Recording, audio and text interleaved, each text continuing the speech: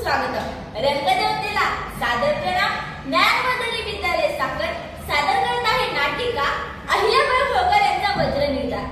आमच्या नाटिकाच्या लेखिका श्रीमती उर्मिला कोमल मॅडम व आमच्या नाटकाची दिग्दर्शिका श्रीमती अर्चना माई मॅडम. धन्यवाद.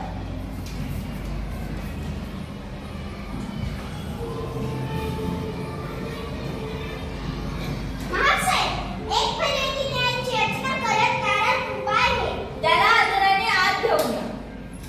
होळकरांच्या दरबारातून कुणी अन्यायाने व रिकाम्या हाताने जाता कामा नये.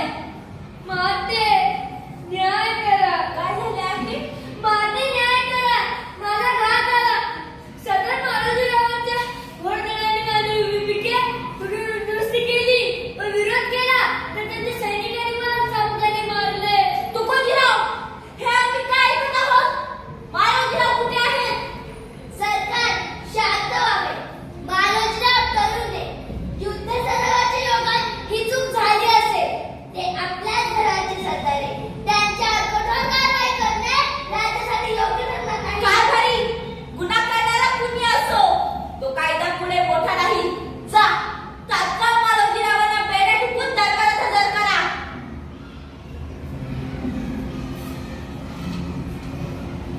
साहेब, एका साध्या शेतकरीसाठी तुम्ही मला तुमच्या सरदाराला दरबारात खेचून आणले. हा माझा अपमान आहे. मारुतीराव, आप्पा तुम्ही होळकरशाहीच्या न्यायाचं केलं आहे.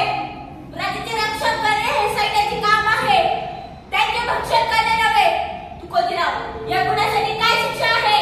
मासाहेब, प्रजा अत्याचार आणि राजाज्ञा मोडणाऱ्याला हत्तीच्या पायातून मारण्याची किंवा कडक कारावासाची शिक्षा आहे. पण मालोजीराव तर आपले नातेवाईक आहे. माते मला क्षमा करा. मला वाचवा. नाही, न्याय नाते संबंध पाहत नाही. जर आज मी माझे नातेवाईकाला सोडले तो उद्या जनता या सिंहासनावर कसा विश्वास ठेवेल? मारुतीरावांना कडक कठोर कारावासाची शिक्षा सुनावण्यात येत आहे. या स्त्रीचा फार माज वाढलाय. आता राघोबांनाच इस्त्रीवरचा आंदोलनाला सांगतो.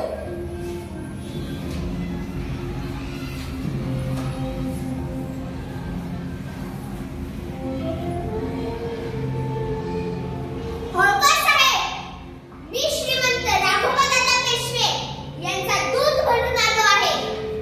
दादांचे सैन्य श्रीप्राजतीच्या काठी येऊन पोहोचले आहे. स्त्रियांच्या हाताखाली राज्य करणे आम्हास मान्य नाही.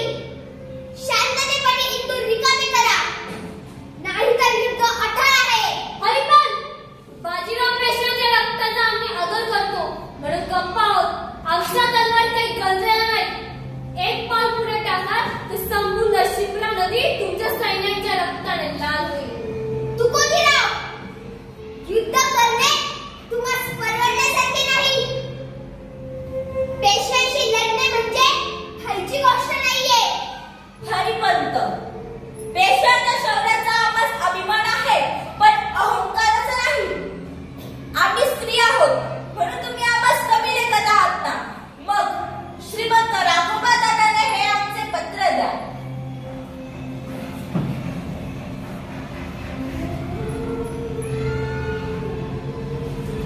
तुमचा हा करेलवाणा हा तर मल्हारराव बाबांचा आत्मा बोलतोय. मी हे पत्र दादापर्यंत पोहोचवतो. मासाहेब, हे पत्र वाचून राघवला चौताळून उठतील. ते आता इंदूर शिल्लक ठेवणार नाही. कारभारी, भ्याड लोक युद्धापूर्वीच मरतात. आम्ही मराठी आहोत.